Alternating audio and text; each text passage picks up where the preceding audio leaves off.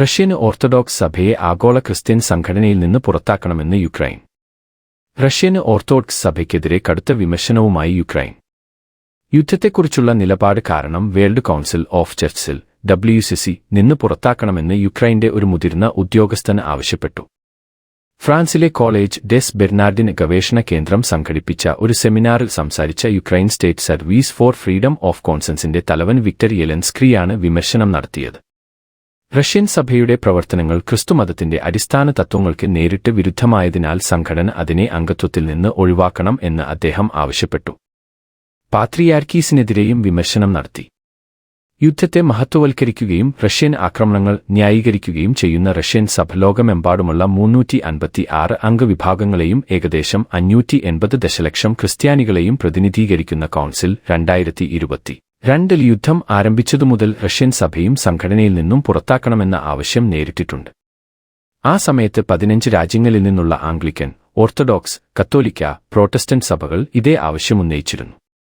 എന്നാൽ 2022 ജൂണിൽ WCC ഈ ആവശ്യം നിരസിച്ചിരുന്നു.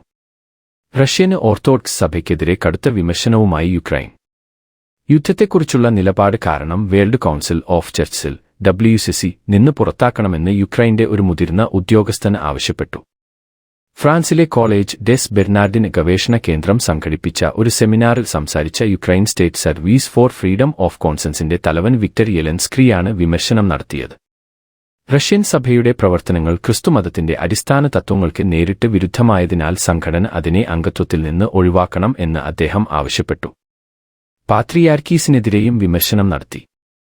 യുദ്ധത്തെ മഹത്വവൽക്കരിക്കുകയും റഷ്യൻ ആക്രമണങ്ങൾ ന്യായീകരിക്കുകയും ചെയ്യുന്ന റഷ്യൻ സഭ ലോകമെമ്പാടുമുള്ള 356 അംഗവിഭാഗങ്ങളെയും ഏകദേശം 580 ദശലക്ഷം ക്രിസ്ത്യാനികളെയും പ്രതിനിധീകരിക്കുന്ന കൗൺസിൽ 2022 യുദ്ധം ആരംഭിച്ചതുമുതൽ റഷ്യൻ സഭയും സംഘടനയിൽ നിന്നും പുറത്താക്കണമെന്ന ആവശ്യം നേരിട്ടിട്ടുണ്ട്.